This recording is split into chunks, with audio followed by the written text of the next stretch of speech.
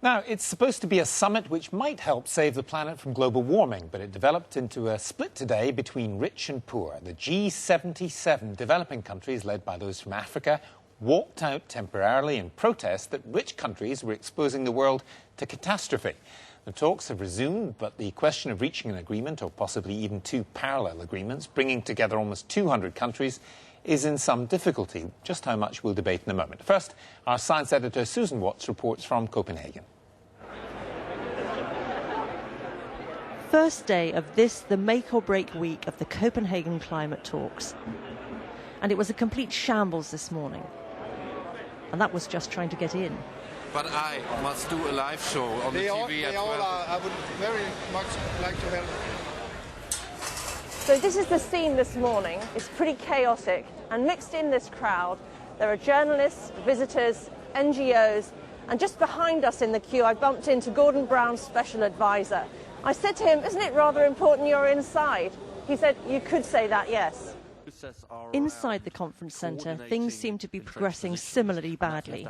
The Climate Change Secretary, Ed Miliband, made it clear that time is running out.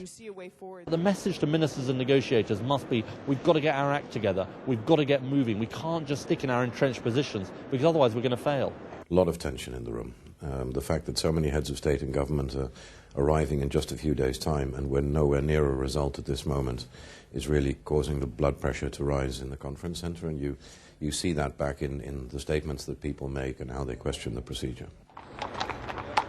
Leaving the crowds to queue, we caught up with a characteristically understated Greenpeace stunt. The 4 horsemen of the apocalypse outside the Danish Parliament. We're all doomed, they say, unless the pace of these negotiations picks up. The poor countries need to know that rich countries are going to cut their emissions, and they also need to know that they're going to be able to develop their economies by low carbon means, and they can only do that if they get financial assistance. And many of these countries feel like the rich countries have a historical responsibility because they caused the climate crisis, and they also have the most ability to help solve it. Back inside, the talks were getting tense. The G77, representing those poorer developing nations, walked out. So you're confirming that the disagreement has been resolved? Why don't you ask the Brazilian minister? She's coming right there. They were upset, they said, that central issues of the size of cuts of emissions by rich countries and how much money might come their way to adapt to climate change looked like being set to one side. Their fear is that the legally binding Kyoto Protocol is being sacrificed in favour of a less strong Copenhagen agreement. Some youth journalists from the UK ambushed Ed Miliband for his reaction. I don't really understand what has caused this problem, but whatever it is not going to help anyone. And I think people walking out and all that is just hopefully unconstructive. I don't know what is going on. I don't really know what is going on, so we're waiting to find out. Back outside, tensions were rising too.